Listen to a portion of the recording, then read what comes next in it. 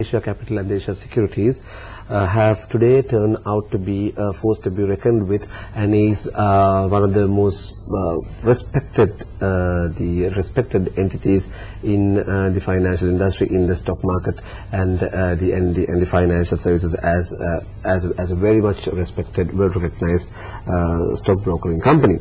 Now, I heard that Asia Capital, your company, is reportedly focusing its efforts on emerging as an expert wealth management company. So how do you plan to bring value to Sri Lanka through this new approach? What we are focusing right now, Mahesh, is to give a complete product to the client, not just stock broking. You know, once the stock market has reached a level, there will be certain investors who will want to sell, and then we have to find different products for them to invest in. Since inflation is down, interest rates are down, single digits, people are looking for investments all the time, and we want to have everything under one roof. Treasury, corporate finance, deal flows, and the bonds, and all under one house. So we've called it wealth management, so that investor could come in and have everything under one roof. So that's basically what we're trying to do. And also the other area that we want to focus on is bringing back the diaspora. There are over 2 million Sri Lankans who have migrated and who are living overseas, and I would reckon over 70% of them are professionals, and most of them haven't visited Sri Lanka in the last 4 or 5 years. So there's a great opportunity for them to come and invest in the country, and we are in the process of taking the message across to them through the wealth management company. The Securities and Exchange Commission harps on the fact that their objective is to create a platform for the emerging Sri Lankan companies to acquire much needed capital funds at low cost, or for that matter at zero cost. In this regard, what is your position with regard to this claim? Are they living up to expectations? Well, I think the mindset also needs a bit of a change, and I think a new generation is coming through most of the companies now. For instance, most of the top companies in Sri Lanka are family owned, or have owners who do not wish to list, simply because you see there are too many regulatory issues, plus also reporting and things like that, and also some of them don't need the money. But it's crucial that we get some of these companies onto the stock exchange, and the SEC is pushing. The stock exchange is also pushing to try and get some of the bigger companies like Mars, Brandex, or Maharajas, or some of the bigger family-owned companies in. I don't know how successful they are going to be, but the area they can really focus on is the government entities. For instance, Electricity Board, aviation, things like that. And I know initially the Mahinda Chintana was that no privatization, so on and so forth, but I think things will change, and I hope they will. And I don't think there's anything wrong in listing 20% of those entities, or 10% to start with, and increasing the market capitalization of the Colombo Stock Exchange. So without only focusing on the private sector, why not look at the government sector, not to sell control, but to sell stakes. And with the stake offer management positions, for instance the CEO's post plus 2 or 3 directorships. That way there will be better management in these institutions, and there will be also accountability, and the government of Sri Lanka and our people can benefit from the expertise brought in and the profits made. Don't you think that the stock market activities are heavily focused in Colombo, and shouldn't we have a few branches at least in the main cities such as in Kandy, Galle, or for that matter in Jaffna Peninsula? All 3 places that you mentioned, we have branches. And we are actively promoting. But it's not easy to get people to invest in stocks. For one thing, it's education effort as well, which is needed.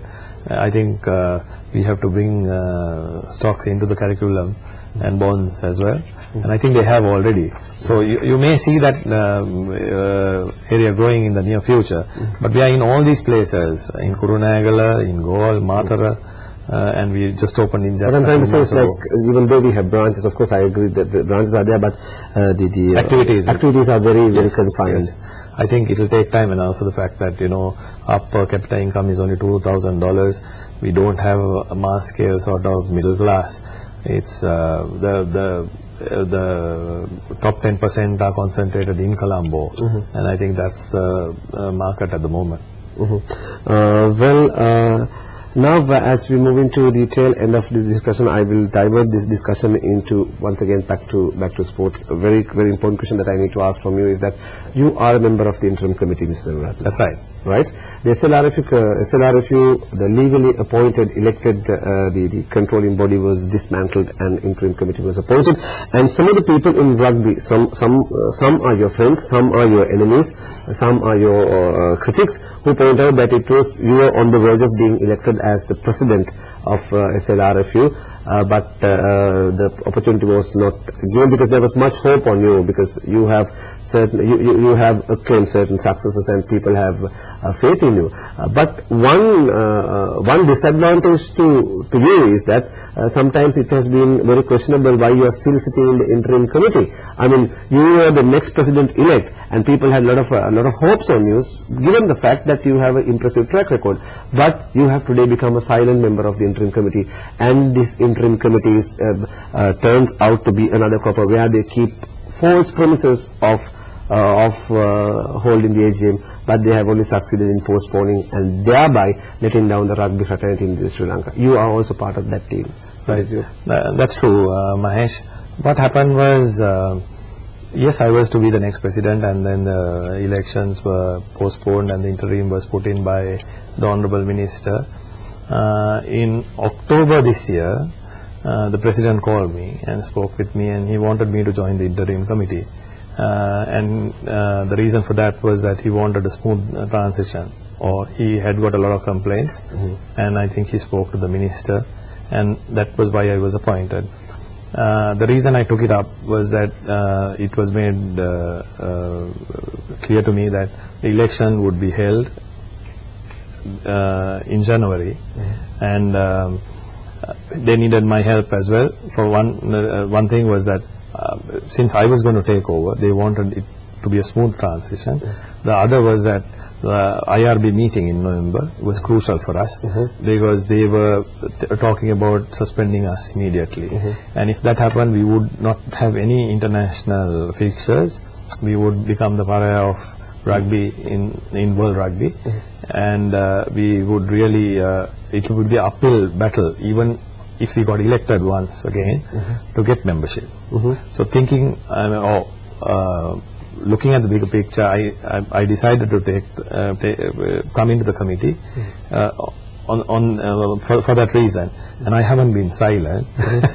We've had a lot of healthy arguments or healthy discussions, I must say, and I must tell you that all along the chairman, Dr. Maya, has been of the opinion that he is going to hold the elections. He's given it in writing. Yes, there have been delays, but some of those delays have been because of the new constitution that's coming in. The new constitution, Mahesh, again, I was the chairman of the constitutional committee even in the past, in the old committee, and we had set the new constitution in place, but we were having issues regarding implementing it. There were varying views, but I think we have agreed that the new constitution is going to come in, and there are certain other areas that need to be discussed, because I think some of the provincial heads have still not seen a copy of the amended constitution, and that is due to the AG's delay. It has nothing to do with the interim committee or Dr. Gunasekar or anyone for that matter. So I am still a committee member, and actually I was to resign soon after I came back from Ireland, but the good doctor insisted that I stay till the SGN, simply to see if we could, you know, get the new constitution in and have a smooth sort of meeting, and then going for the annual general PT. So that's the only reason I'm still a member.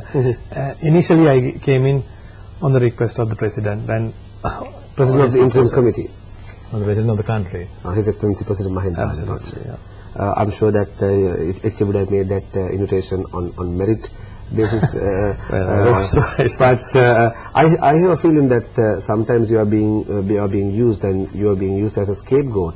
I mean, like you rightly said, interim committee wanted your services because they want to send you to Dublin. No, not only to send me to Dublin, Mahesh. The thing is, since I am to take over, there is no point in harping on what has happened. Okay, if I am to take it over, I need to have a smooth sort of transition, and I do not want Sri Lanka to be banned from playing international rugby.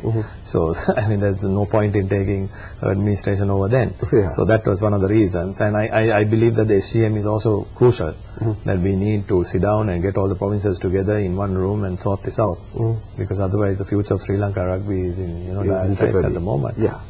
So with that, it's time for me to say goodbye to the audience at home. Mrs. Umar, thank you very much for patronizing the round table, and you made this discussion very, very vivacious and very, very elegant with your true, straightforward